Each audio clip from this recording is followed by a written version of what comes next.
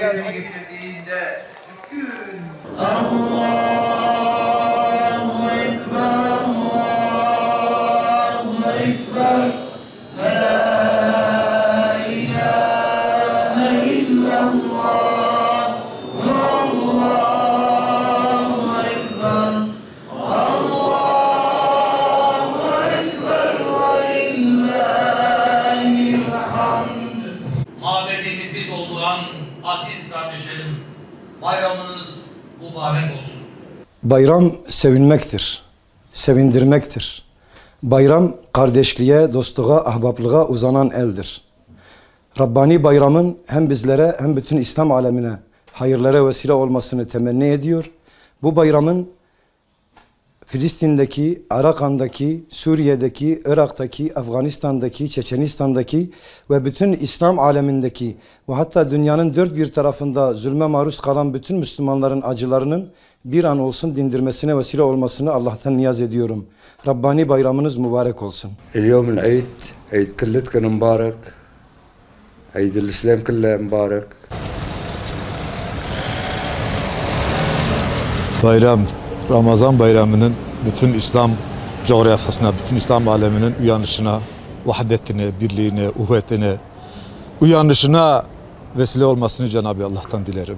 والله عيد يعني مسلمان جركا أو وحدتها واتشب أو غيد جرك نمين مسلمان هفدو زيارات بكن وتابي عيد جركا الجورا عادته ما مسلمانتي هرن إسلامي درباس به يعني حرامية دور بويش كلي جمهور ويناك جدي قادبكي وقرا مسلمان بول هفدو زيارات إن شاء الله في عيد ده وجعل ما إسلامي رجيم هو جبر دعابك إن شاء الله. Bayramda gezeceğim, şeker toplayacağım. İyi bayramlar. Mübarek bir Ramazan ayını idrak ettik hep beraber. Güzel bir Ramazan iklimi yaşadık. Bugün Kadir Gecesi. Kadir Gecesi'nden sonra mübarek Ramazan'ın bayramını yapmış olacağız hep birlikte. Ramazan bayramının bütün İslam alemine, bütün ümmet coğrafyasına hayırlar, güzellikler getirmesini temenni ediyorum. Özellikle de gazeteci meslektaşlarımıza hayırlara vesile olmasını diliyorum ki zor bir evreden, zor bir zaman sürecinden geçtik. Daha özgür bir ortamda gazeteciliği gazetecilik noktasında daha özgür bir alanda, daha özgür bir ortamda yapma umut ve dileği içimizden geçiyor. İnşallah bu bayram buna vesile olur. Bütün meslektaşlarım bu vesileyle idrak edeceğimiz, kutlayacağımız olan Ramazan bayramını şimdiden kutluyor. Mardin'imize, bölgemize, ülkemize ve ümmet coğrafyasına bu bayramın hayırlar getirmesini temenni ediyorum. Mazlum coğrafyaların kurtuluşu ve esenliği için de dua ediyoruz. Mübarek Ramazan bayramına gireceğiz inşallah. Ama öncelikle şunu hatırlatmak istiyorum. Ardımızda çok güzel, mübarek bir ay geride bıraktık. İnşallah dolu dolu geçtiğimize inanıyorum. Allah tuttuğumuz oruçları, yaptığımız ibadetleri kabul etsin. Tabii buna güzel bir hediye de Allah tarafından bir Ramazan bayramı bize gönderiliyor. Bu bayramı da en iyi şekilde inşallah değerlendireceğimize inanıyoruz.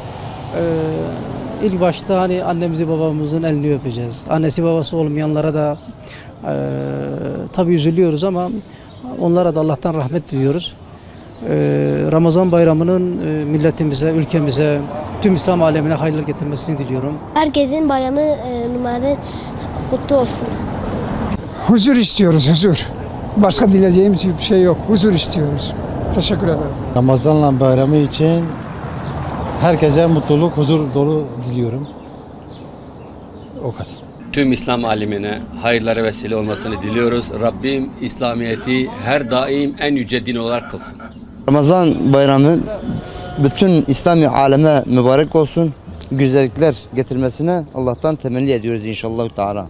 Ramazan bayramının tüm insanlar için hayırlı geçmesini temin ederim. Ramazan bayramının mübarek geçmesini diliyoruz. Ramazan bayramını inşallah bütün Müslümanlara hayırlar getirmesini diliyoruz.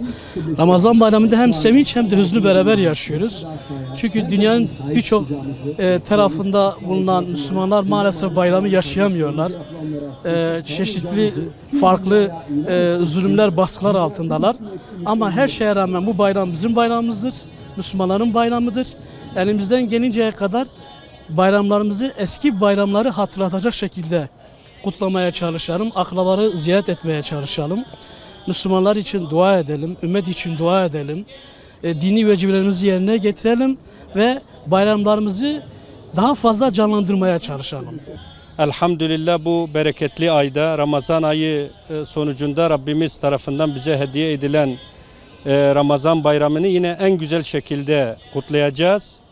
Hem kendimiz, ailemiz, sıkıntıda olanlar, yetimler, muhtaçlar elimizi uzatabildiğimiz kadar her ne kadar bunca sıkıntıyla boğuşuyorsak da özel ve genelde yine kendimizi, ailemizi, çevremizi, toplumumuzu unutmayacak ve maddi manevi elimizden geldiğince bütün gerekleri en güzel şekilde yerine getirmeye çalışacağız inşallah. Bütün Müslümanların bayramını kutluyorum ve Kudüs'ümüzün, bütün dünya Müslümanlarının, bütün sıkıntıda olan Müslümanların, zindanlarda, eziyetlerde, sıkıntılarda, maddi sıkıntılarda olan Müslümanların ve özellikle hastalarımızın, yetimlerimizin, kısacası bütün toplum kesimlerimizin aracılığınızla bütün bayramlarını tebrik ediyorum. Allah razı olsun. Öncelikle geçirmiş olduğumuz mübarek Ramazan ayının, onda kılınan ibadetlerin, zikirlerin, oruçların ve bütün Müslümanların etmiş olduğu duaların Allah tarafından kabul edilmesi ve ahirete azık olmasını temenni ediyoruz. Aynı şekilde bu mübarek Ramazan ayı içerisinde geçirdiğimiz bu ayın içerisinde yapılan ibadetlerin, duaların İslam ümmetinin birliğine vesile olmasını temenni ediyoruz. Ve ulaştığımız bu Ramazan bayramında bütün İslam ümmetinin, özellikle ezilmişlerin, yokluk içerisinde yaşayanların durumunun düzelmesi adına temennimiz Allah'tan bu bayramın buna vesile olmasını ve bu vesileyle bütün ümmetin bayramını içten kutluyoruz.